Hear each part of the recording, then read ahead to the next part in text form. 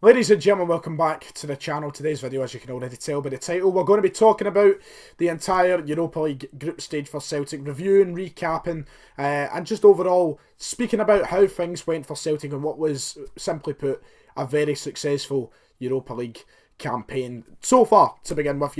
Still time to go. We'll talk about how far I think this team can go, what looks promising, who we can possibly come up against in the next round. There's a lot of things to go through, but first and foremost, we're going to talk about the performances that we have just seen over the course of the last kind of 4 months. In a Europa League group that was, wasn't desirable, to say the least, when we were drawn it. So, first place I believe we should start off with is the game last night, because usually I would do a match review, kind of dedicated to the game last night. But, we went over there with a team that was incredibly weaker than we usually would go out with. We already knew we were going to finish top of the group. There wasn't much up for grabs. Ultimately, it's still nice to see us win as many games as possible, and it would have been nice to have went the whole group undefeated. But, do you know what? 2-0 win for Cluj against a Celtic side that, isn't at its strongest, isn't something to worry about, I would imagine. And moving forward, I believe we've just came off the back of winning the League Cup at the weekend, was top of the league, and we're through by finishing top of the group. There's nothing to cry about, nothing to complain about. Ultimately, it's been very successful, and that is why we're here to overall look at the full group, rather than just specifically last night, because last night was a story of, we'll just get this group over and done with, shall we? That was pretty much it. So the group altogether, let's go right back to the start. Let's go back to when the group stage draw was made, and I will hold my hands up, and I will I'll be honest and say, I mean, some of you might have been here when I live streamed my reactions to the draw. I was pretty confident in saying that I think we'll get through by finishing second, but I still had a big part of me that was saying we might not get through this group. We went in against one of the best sides in Italy. We had the French Cup winners in Rennes, and we had a team who just beat us in the Champions League qualifiers in Cluj. We also went in after a poor start in Europe, getting knocked out of the Champions League, and it wasn't a great atmosphere around the club when we kind of started off the season with losing that, and the kind of game against Dunfermline and such. And then we started the group quite strongly, I would say, with an away result that reflected quite well on us. We should have won the game, but we didn't. And against Rennes, we were unlucky. But we still got a point, and it was a decent enough start. But that group altogether, when we first drew it, I will hold my hands up and say there was doubts in my head that Celtic and Neil Lennon would make it through the way, especially the way they did. There was no way in hell that I would have believed we would have finished top of this group. And that is a massive credit to Neil Lennon and the Celtic team, because it is unbelievable what we have seen in the last 4 months in this, Europa League group stage.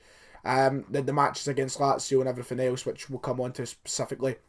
But no way did I think we'd ever top that group. I thought we'd struggle to get through it. I really did think it would come down to the last fixture to see if we were even going to make it to the last 32. So a big surprise with how we played. And really, this is one of the most impressive seasons for Celtic in Europe that we've had in a long time. Obviously, under Brendan Rodgers, we were knocked out of the Champions League. And then put into the Europa League, where we were knocked out to Zenit, and then we went straight into the Europa League last season, where we did get through our group and got to the last 32, but the performances were nowhere of this level, nowhere at all. And that is one thing that Neil Lennon seems to have brought to this Celtic side. There is a real European presence about this team, and the fans are feeling it, the players are feeling it. We've already had the likes of Christopher Jullien come out and say, we could go on and win this, which we'll come on to. We've got the players believing, we've got the fans believing. I think Neil Lennon has got a real taste for the European football. He's got a real passion for getting Celtic to look like Celtic, not to look like a team to make up the numbers, a team to go out and actually win, a team to go out and show that they're one of the biggest clubs in Europe. And we've shown that in this group. And people are talking about us. People are talking about us down in England positively about our performances in Europe. There's always going to be the ones who are negative about it. There's probably going to be ones shouting about how we should be gifting our Europa League group place to Southampton. But you know what? Overall, our performances have been so much better than they were at any point under Brendan Rodgers. And once again, I do want to clarify, I never want to come on here and take away anything that Brendan Rodgers did at Celtic, despite my personal opinion on him right now, which is obviously the same as every other Celtic fan. But what he did at Celtic was incredible. Yes, it was absolutely sensational. But in Europe, we were nothing special at any point. Even when we did make it through to the last 42 of the Europa League 2 seasons in a row, we went in with no confidence of getting through. There was no way we were going to beat Zenit. There was no way of us getting through Valencia. But now this Celtic team, there's a real belief among these players, which has been shown in all 5 of the 6, because we only played our strongest team 5 times. 5 of the 6 Europa League games, there was a belief and a kind of way around this team that shows that in this last 42, whoever we draw, we can give them a contest. How often does Celtic go away from home and win in Europe? Not a lot.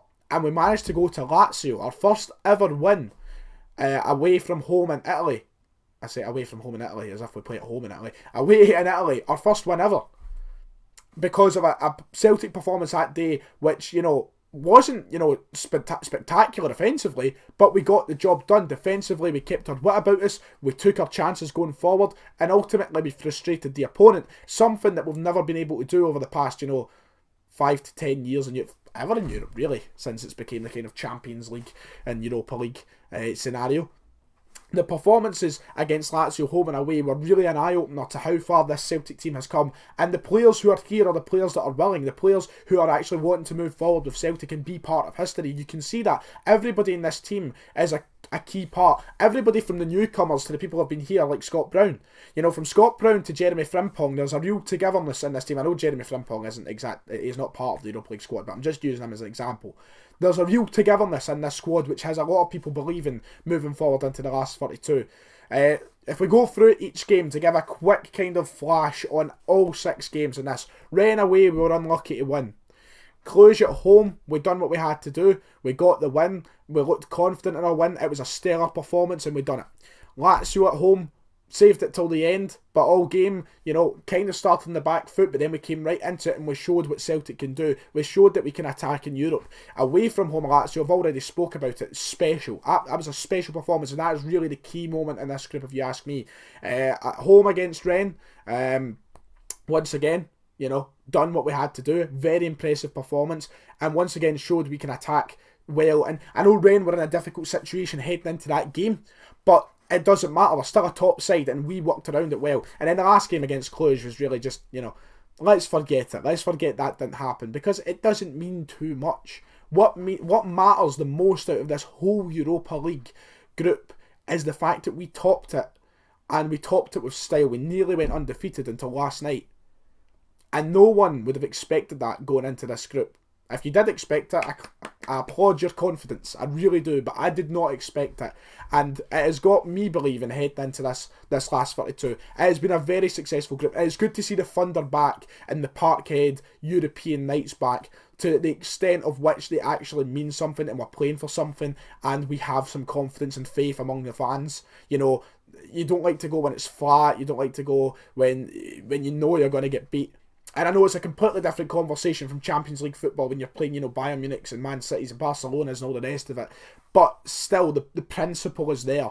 And this Celtic team played each game as if they were fighting in a final. It was fantastic to watch.